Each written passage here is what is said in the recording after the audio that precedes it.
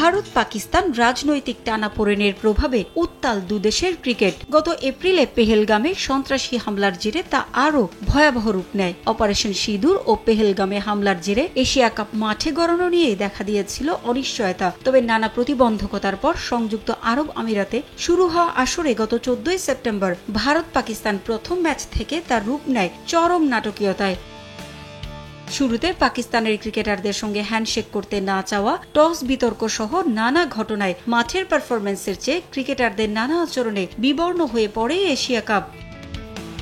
তবে সব নাটক জমা ছিল যেন ফাইনাল ম্যাচের জন্যই। ফাইনালে পাকিস্তানকে হারিয়ে নবম শিরোপার উল্লাসে মাতে ভারত। সবকিছু চলছিল ঠিকঠাক। ভারত পাকিস্তান দ্বন্দ্বের জেরে মহসিন নাকভির হাত থেকে ট্রফি নিতে অস্বীকৃতি জানায় সূর্যকুমারের দল। রাগে ক্ষোভে দীর্ঘ সময় অপেক্ষা করে ট্রফি নিয়ে ফিরে যান নাকভি। দুদলই তাদের অবস্থানে অনড় ছিল।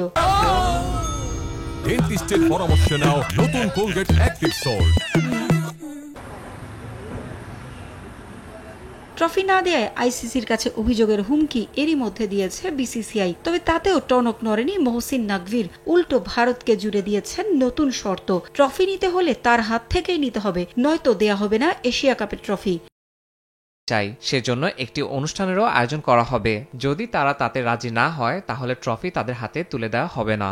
বর্তমানে বিসিসিআই যে অবস্থানে রয়েছে তাতে এ ধরনের অনুষ্ঠান আয়োজনের সম্ভাবনা নেই বললেই চলে। ফলে কবে কোথায় হবে এ অনুষ্ঠান তা নিয়ে কিছুই জানায়নি এসসিসি। নাকভির এমন মন্তব্যের পর এশিয়া কাপের ট্রফি নিয়ে জটিলতা যে আরও বাড়ছে তা বলাই যায়। খেলাধুলার সঙ্গে রাজনীতি না জড়ানোর পক্ষে বরাবরই সমর্থকরা। তবে এবারের এশিয়া কাপ ছাড়িয়ে গেছে সব বিতর্ককে।